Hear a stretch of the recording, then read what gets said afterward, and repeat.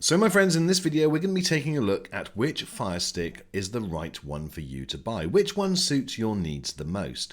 We'll look at the two new releases, the Firestick and also the Firestick Lite, but we're going to be including the other one, the Firestick 4K. Now, these things look so similar. To help you see the differences between them, I'm going to write on the back of them Firestick 4K, and I'm going to unbox the other two, and I can assure you they are identical inside apart from just a couple of very subtle differences, but all of the packaging inside is pretty much exactly the same. And here they are. The Firestick 4K is at the top, the Firestick in the middle, and the Firestick Lite at the bottom. Now, the Firestick and the Firestick Lite are identical in size. There is absolutely nothing that separates them. But as you can see, there is a slight difference in the Firestick 4K. It's around half an inch bigger.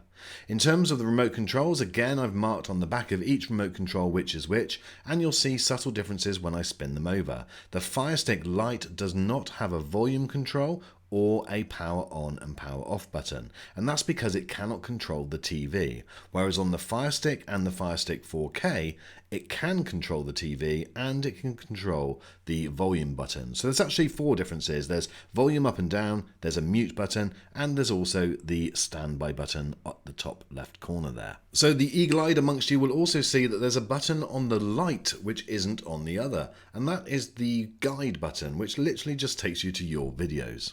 Okay, so what about performance? Well, you may think that the two more expensive, the Firestick and the Firestick 4K, may produce quicker response times, but in our test that certainly wasn't the case. In fact, the fastest one to reboot was actually the Firestick Lite in just around 47 seconds, and then literally a couple of tenths of a second later was the Firestick. And as you can see from this test, the Firestick 4K, which is an older device, so it may well have a slower processor inside it, but that was almost 15 seconds slower at just a fraction under 1 minute and 2 seconds. So there's a big difference in the new devices.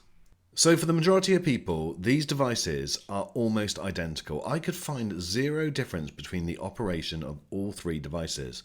The speed in which different applications opened was identical. The speed in which programs loaded was identical. There are some technical differences, which I'll come on to in a second, but for the majority, the operation and the function of these things are pretty much the same. So the main thing that you need to think about is the operation of the TV, and also, do you want 4K?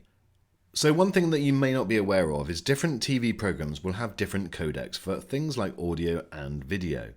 The big differences between these Firesticks is that some have more capability of playing the different codecs. So for instance, if you've got a surround sound system with Dolby Atmos, then the 4K Firestick and also the Firestick, the one in the middle, will have Dolby Atmos audio.